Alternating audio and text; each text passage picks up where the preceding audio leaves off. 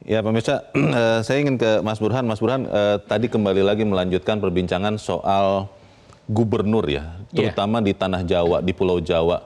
Ini kan kalau kita melihat, saya mereview sekian presiden, 7 presiden yang kita miliki, itu baru Pak Jokowi yang berangkat dari kepala daerah.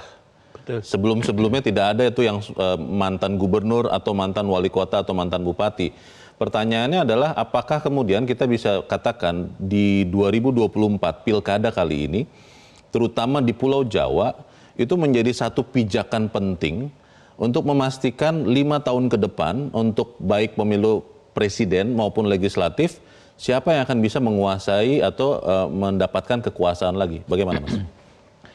Iya, jadi sejak 2014 ketika Presiden Jokowi pertama kali terpilih melalui jalur pilpres via kepala daerah. Kita tahu Pak Jokowi meniti karir sebagai wali kota Solo 2 kali, kemudian masuk ke Jakarta, belum genap 1 periode, naik kelas sebagai presiden.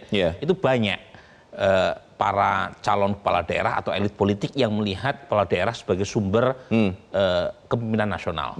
Tetapi tidak seluruhnya sukses kan. Kemarin 2024 ada 2 capres yang berangkat dari kepala daerah, Anies Baswedan dengan Ganjar Pranowo. Tetapi setidaknya kalau kita mengacu pada pengalaman Pak Jokowi, kemudian dilanjutkan oleh Mas Anies atau Mas Ganjar, memang kepala daerah terutama di Jawa menjadi salah satu pintu masuk untuk dilirik sebagai calon kuat presiden atau wakil presiden. Dan itu yang kemudian membuat pilkada terutama di Jawa itu punya nilai khusus. Saya kira Jawa di sini hanya menunjuk pada 3 wilayah terutama ya, plus 1. 3 wilayah itu adalah Jawa Barat, Jawa Tengah, Jawa Timur, plus DKI. Jakarta. Karena DKI meskipun penduduknya lebih sedikit dibanding 3 provinsi Jawa yang lain, tapi coveragenya kan lebih luas. Mungkin bukan DKI Mas, Jakarta. Jakarta, karena udah berubah. Karena I-nya sudah pindah. Tetapi kalau dasarnya adalah jumlah penduduk, Sumatera Utara juga besar, nomor 4 ya, setelah Jawa Barat, Jawa Timur dengan Jawa Tengah. Tapi poin saya memang di situ letak strategisnya provinsi, terutama dengan jumlah populasi gemuk, dan di mana-mana pemilu tidak bisa dilepaskan dari matematika. Jadi kalau misalnya statistiknya besar, perhatian akan lebih banyak ke sana.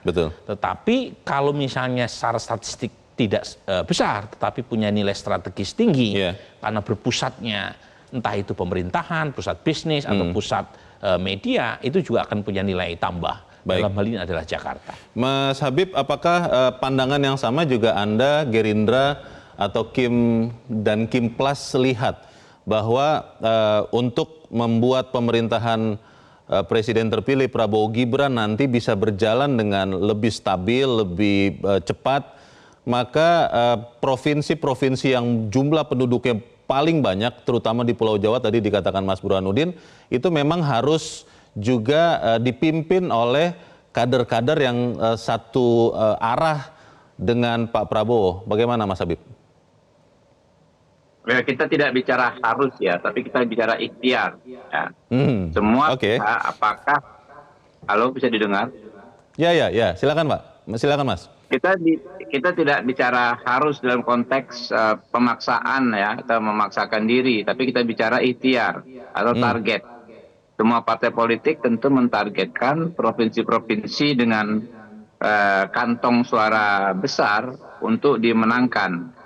Itu sesuatu yang sangat amat wajar. Dalam konteks pemerintahan Pak Prabowo ya, juga akan lebih baik kalau memang provinsi-provinsi tersebut bisa dimenangkan oleh calon yang didukung oleh kami Partai Gerindra dan oleh Pak Prabowo ya, karena akan semakin memudahkan konsolidasi pembangunan ya, komunikasi antara provinsi-provinsi tersebut dengan pemerintahan pusat ya.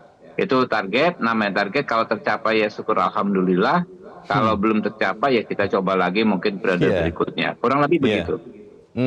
Kalau Anda melihat dengan keberadaan 5 provinsi ya, Banten, Jakarta, Jabar, Jateng, Jatim di Pulau Jawa, Mas Habib, dan tadi saya sudah sempat sebutkan ada nama-nama yang jadinya berhadap-hadapan memang, yang diusung oleh Kim Plus dan yang diusung oleh PDIP.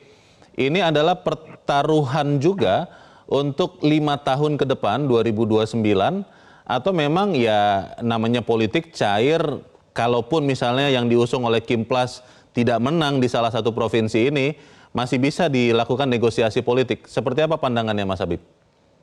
Ya, namanya politik itu forecast ke 5 tahun ke depan itu terlalu goib ya politik Indonesia. Goib ya, Dinamikanya, sampai goib yang dipakai istilahnya Mas Habib. iya, terlalu goib 5 tahun ke depan. Dalam hitungan tahun, hitungan bulan, hitungan minggu, konstelasi kan bisa berubah ya. Ya, ya. Tapi kita kembali kepada apa yang namanya strategi dasar masing-masing partai politik ya. Siapapun lawannya kita menang ya. Jadi nggak ada istilah sebetulnya di pilkada manapun itu musuh bebuyutan, nggak ada istilah yang kita kategorikan sebagai musuh. Mungkin saja besok bisa menjadi mitra kita ya, rekan kita. Jadi